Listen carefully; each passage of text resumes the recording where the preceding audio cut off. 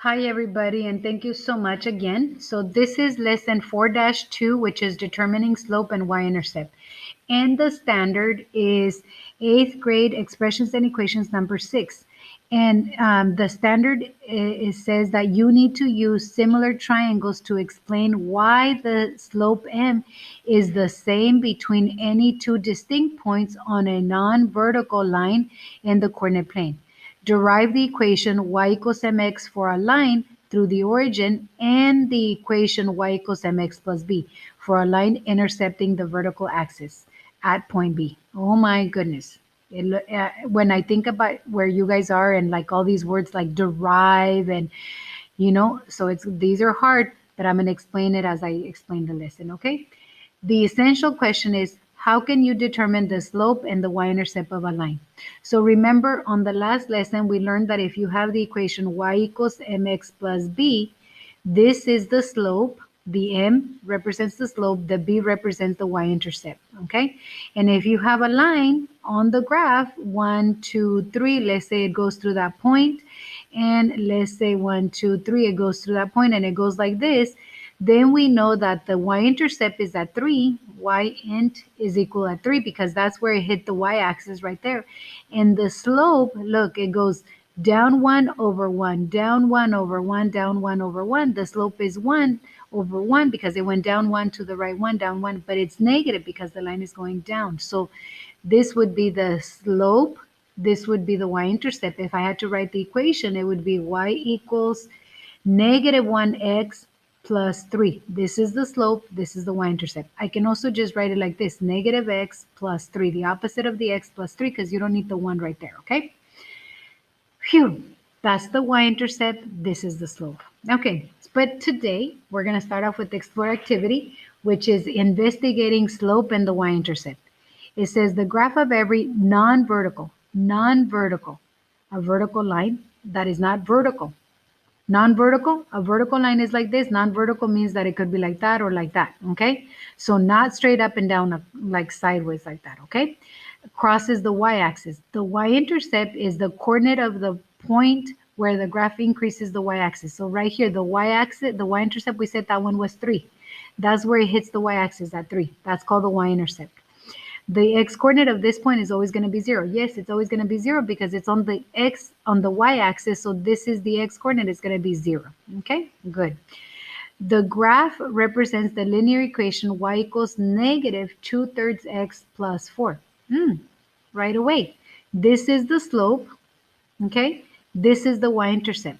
So if I have to graph it, it's going to start at the y-axis at 4. See right there? It starts at the y-axis at 4. And the slope is 2/3, but it's negative. So that means I go down 2, and then I go over 3. 1, 2, 3. See? That's the next point. I went down 2 and over 3. 1, 2. I went down 2 and 1, 2 over 3 again. I could also go up 2 and then to the left 3. And that's the slope. Okay? So now they said, find the slope of the line using these 2 points.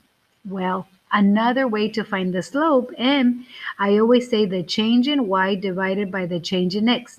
How much did the y change? These are the points. Well, the y is the second order pair. So right there, the y changed from 4 to 6. So you subtract those. 6 minus 4. The x changed from 0 to negative 3. So I go negative 3 minus 0. So 6 minus 4, that's 2. And then negative 3 minus 0, that's negative 3. That's the same thing as negative 2/3. See? That was right there. That was the slope. Okay? Now it says the line also contains the point 0, 6. What is the slope using these points? Well, now they want me to use these points right here. These points.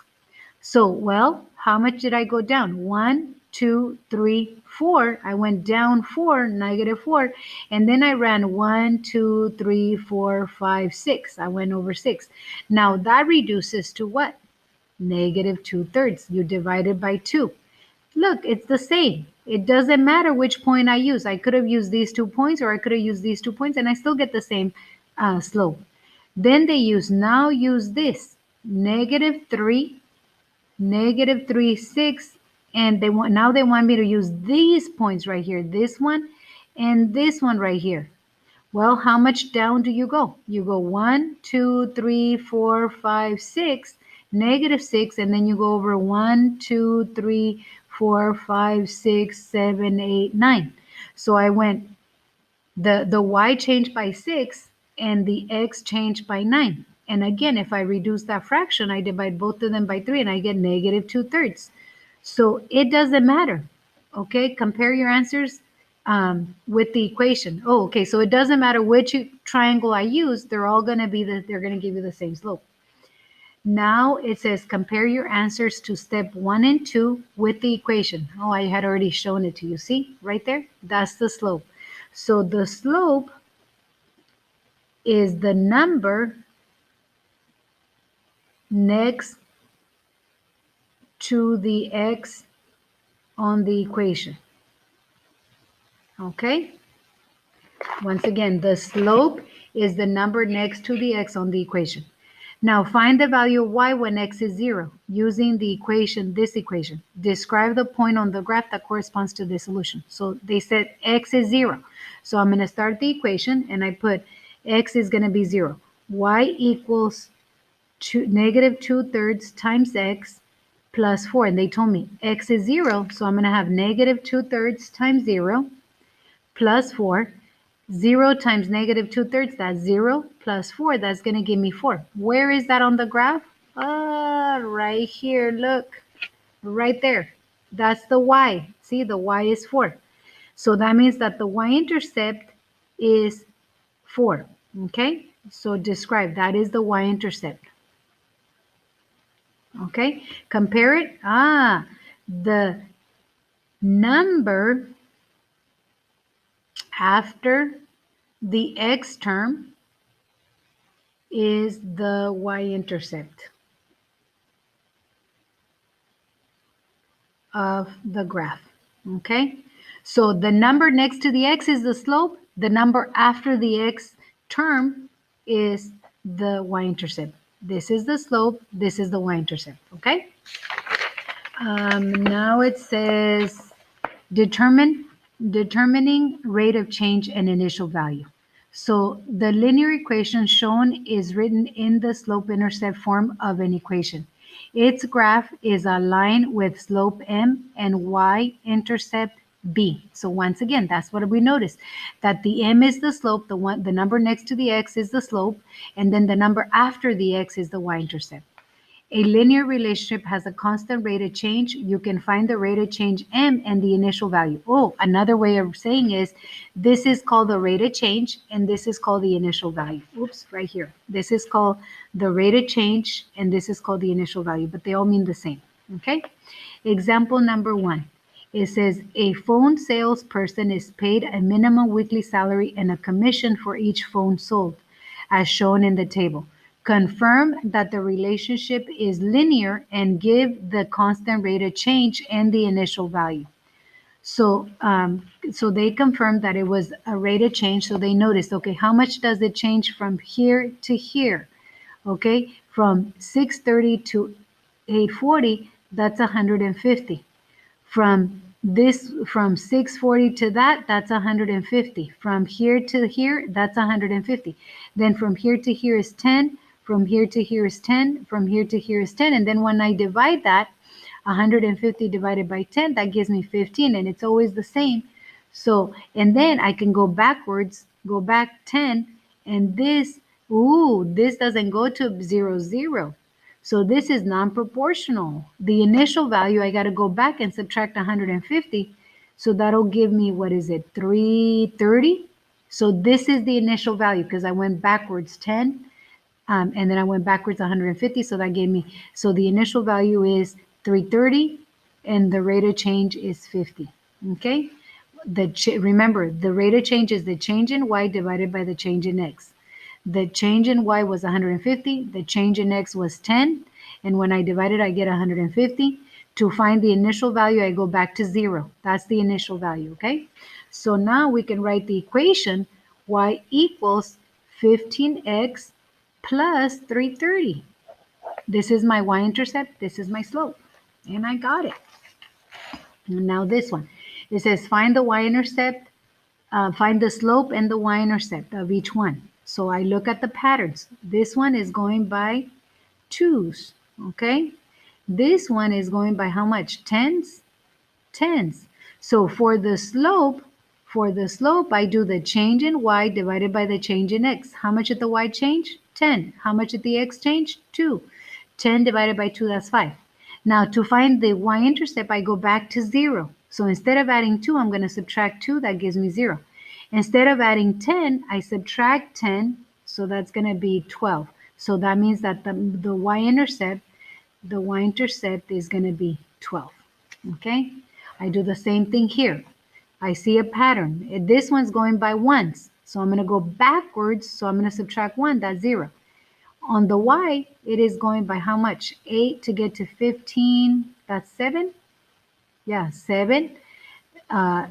15 to get to 22. 7 plus 7. So I got to go backwards. So I subtract 7. So that's going to be 1. So my slope, how much was the y changing by? 7. How much was the x changing by? 1. So that's 7.